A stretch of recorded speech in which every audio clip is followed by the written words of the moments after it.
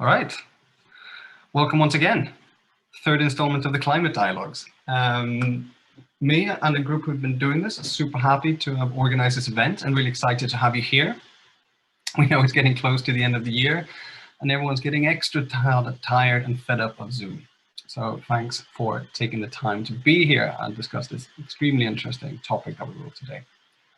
This week is also a little different because we're celebrating Lund Sustainability Week, where we and numerous other organizations have organized online talks and events to try to increase the sustainability in Lund. Our focus is on the university. If you want more info on that, you can find it on their website. Just search for Lund Sustainability Festival with whatever preferred search engine you have. If it's the first time you're at one of these events, perhaps you don't know who we are, then allow me to fill you in briefly. The group who organized this are part of an organization called the Climate Students Lund, or in Swedish, Climate Studenterna. And we're a student organization that we work towards making Lund University a university where we can be proud of. What we mean by that is something that takes the climate crisis seriously and wants to work towards being in line with the Paris Agreement. Suffice to say that at the moment, we don't think it is doing enough.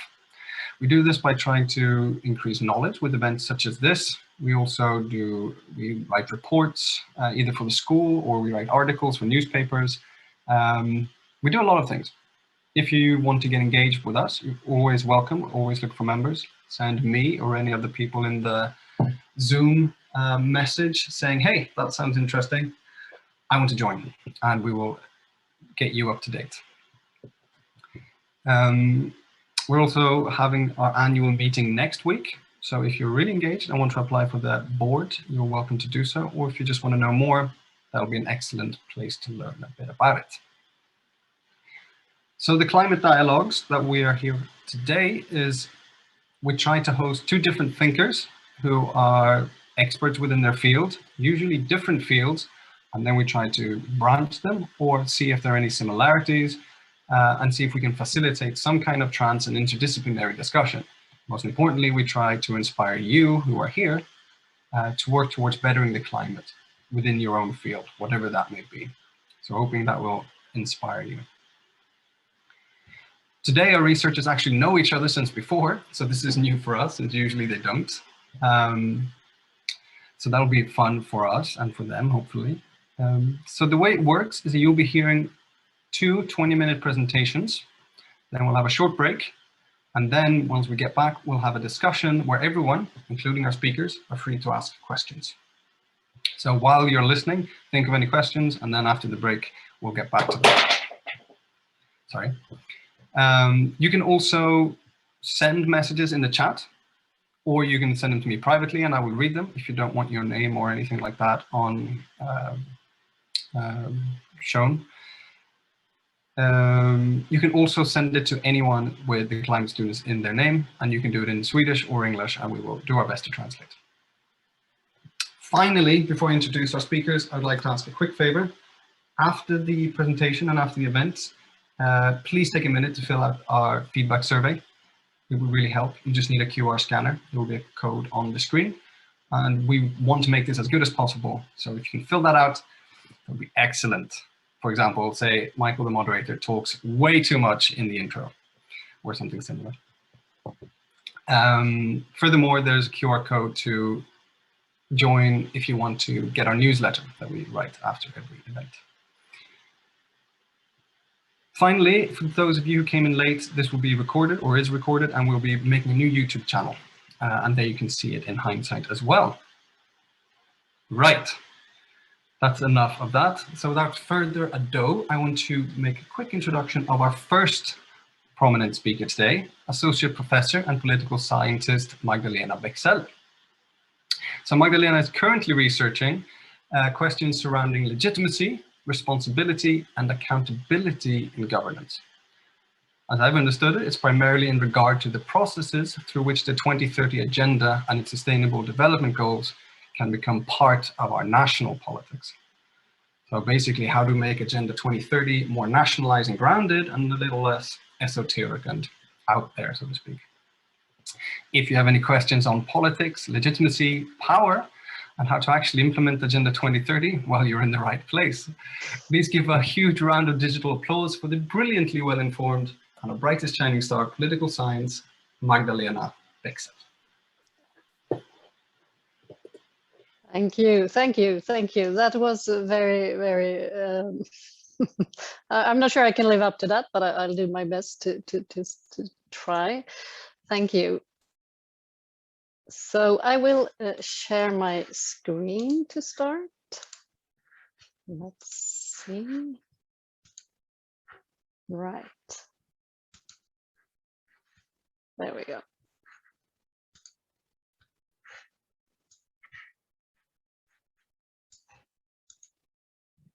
Yes, so my research is on the 2030 agenda and how it's taken up at national levels, national political levels mainly. And I will speak about that today, and as well mention on quite a macro level how this 2030 agenda relates to the climate action agenda generally. And then I hope we can discuss together your perspectives and views on this relationship and what you would like to know more about it. But let me begin by speaking a bit about my research with Christina Jönsson, who is my colleague in the political science department. And we've been following a few countries since 2015, when the 2030 agenda was adopted, as well as the Paris Agreement. But our focus has been on the 2030 agenda and how it has been taken up in Ghana, Tanzania, and Sweden. So we have selected these very different countries to be able to see the wide variety of national systems and how they take on the 2030 agenda. They differ a lot, of course, with regard to political system, degree of socioeconomic development, and the country's role and position in international development cooperation. And as political scientists, we're interested in the ways in which the SDGs are political in several senses of the term. And we have also confirmed this in our country case studies. So to begin, of course, the 2030 agenda, as any global agreement, is the result of political negotiations, compromise, and a lowest global common denominator for many countries. So this is something that we need as researchers to bear in mind, to have a critical perspective on what is actually in there and what is not in there. And I will return to that in a minute.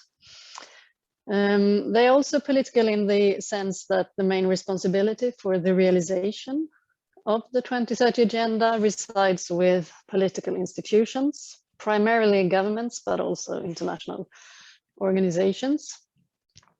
So we see very clearly that the choices made by national political institutions are key to the implementation of the 2030 agenda.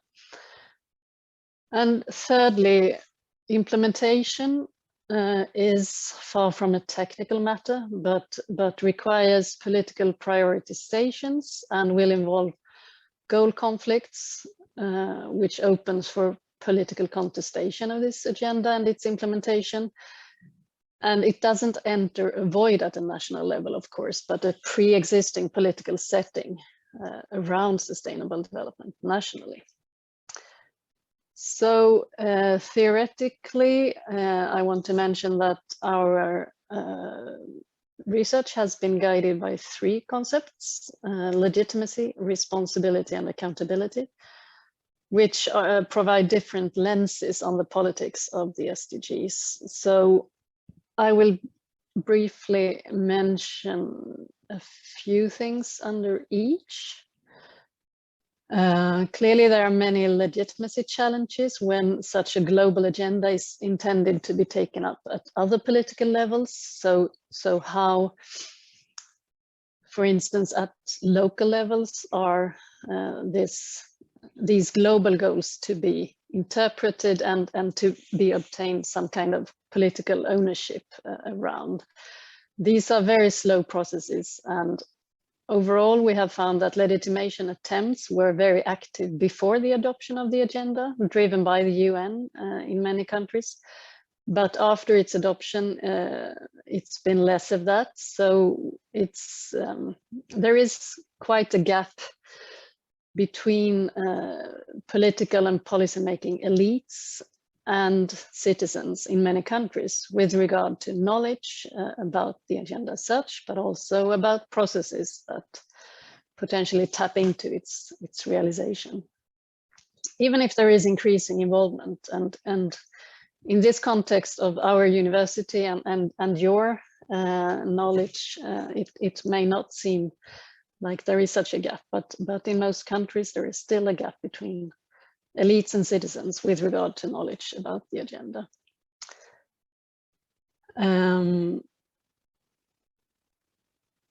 So yeah, let me continue.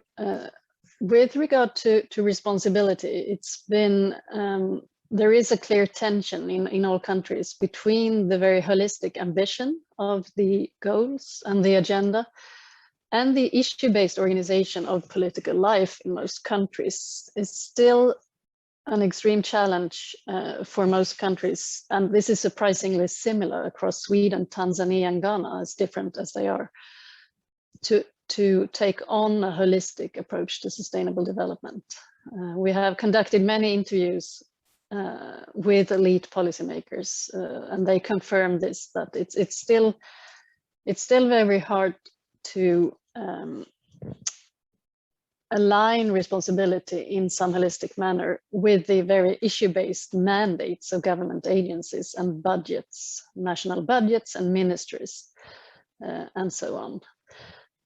So the Swedish government, for instance, has made a point out of integrating responsibility for the SDGs into ordinary institutions and processes in order to avoid yet another competing structure for their realization. We have also looked at the role of national parliaments, because we are very interested in the democratic qualities of national approaches to the SDGs, and parliamentary involvement has been very slow across all three countries that we have studied. Now, this summer, last summer, that is 2020, the Swedish government proposed a government proposal to the parliament. So there was some debate, and parliamentarians had this concrete proposal. But overall, parliaments have been very slow in engaging and being addressed in this work. Now, with regard to accountability, we have seen that it's striking that very early on in this 15-year period of the agenda, there was much concern with follow-up and review from the start. So monitoring and evaluation have been very prominent in the policy rhetoric, at least. The UN has created the high-level political forum where governments meet to present to each other how they take on the 2030 agenda. But you may know that there is a lack of hard accountability mechanisms for this agenda overall, globally. So in terms of political institutions, our interviewees agreed that domestic national political institutions is where accountability has to be institutionalized, and that parliament, but also civil society, are key for holding governments to account for how they engage with the agenda. Yes, so overall, we find that it's very important to acknowledge that sustainable development is a very politically charged field, and that researchers need to approach such an agenda with a critical eye. And in our case, as political scientists, and with these three concepts, we wish to draw attention to the fact that democracy, And democratic political institutions are in fact missing entirely in the agenda in terms of explicit goals. So if we look at, goal 16, as you can see here, there are ambitions to have effective, accountable, and inclusive institutions. But we know from the negotiations on the agenda that democracy did not make it onto the global political agenda. And I think this is very important for researchers to keep in mind and to have a critical eye on what happens as a steering instrument when this is taken on domestically, because countries can easily claim to follow the agenda without improving their democratic institutions here. All right. So how much time do I have left now? 10 minutes. Sorry? 10 minutes. 10 minutes. Plenty of time. So going to a connection then to climate issues, which I look forward to discussing with you, because I'm not at all a climate researcher myself. It's, of course, at first sight, quite obvious that the SDGs and the climate action agenda are very closely connected in substantive terms, not the least through goal 13 on climate change. There we also find this quite important asterisk, acknowledging that the UNFCCC is the primary international intergovernmental forum. And here we already get a sense of a tension between these two parallel agendas, I think, with regard to their creation and negotiation. So similarities, they were, of course, both adopted in 2015. And in terms of global governance, both the Paris Agreement and the 2030 Agenda represent this kind of shift towards global visions that are adopted universally, globally, but still to be implemented through country-driven implementation processes. And I think there is a tension there, because on the one hand, it's good that countries can adopt to domestic circumstances and really have this freedom to identify their own priorities and needs and ambitions. But on the other hand, this may also water down these agreements quite significantly if there is a broad room to do so nationally. So this is something that I think US students must be aware of ahead until 2030, that there is this inbuilt tension in the 2030 agenda between national circumstances and sovereignty on the one hand, and these attempts at global visions on the other. Another similarity is that countries are behind, so not on track to fulfilling the SDGs and neither the Paris Agreement, as you know, and that climate pledges and the national determined contributions, for instance, are less ambitious than needed. So these are our two similarities. So it may seem obvious that these two agendas substantively overlap and reinforce each other, but then I want to draw your attention to the fact that there is still a limited interaction between the two processes of the two agendas at both global and national levels. And this is what we call institutional fragmentation in the governance of climate change and sustainable development. And this, of course, can hinder the realization of the agendas. So at the national level, there is an increasingly growing complexity in policies and in different overlapping policies and processes. And again, as I already mentioned, different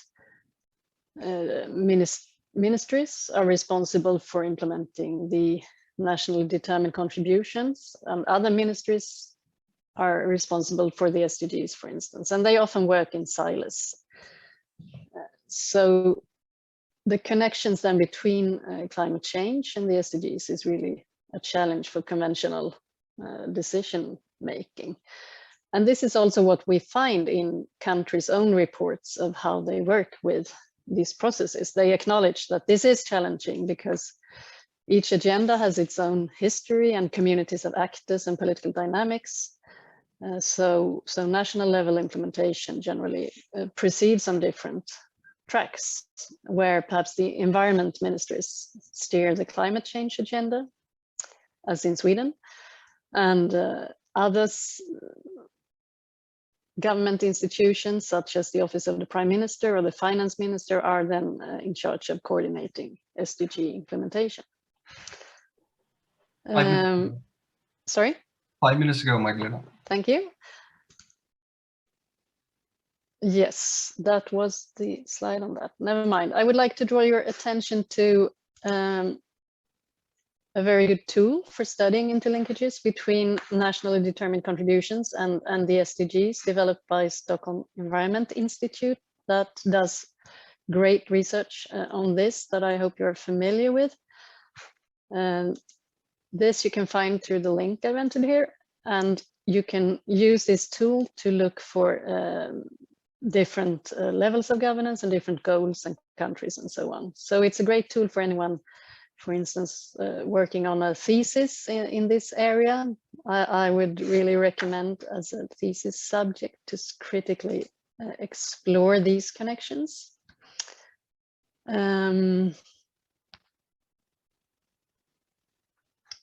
I also think that goal conflicts is a very good thesis topic, and it could be both within but also between the two agendas.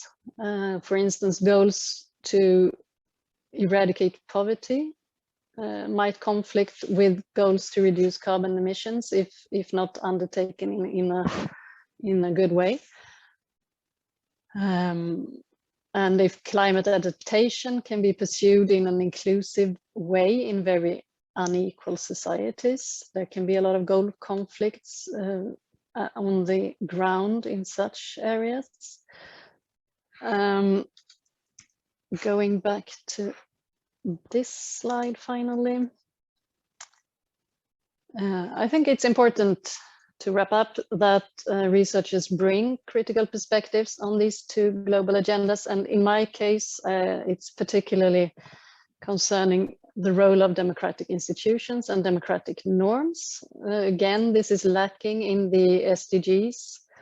The word democracy is mentioned once in the broader 2030 agenda document, Transforming Our World, but it's not at all among the SDGs goals or targets or indicators.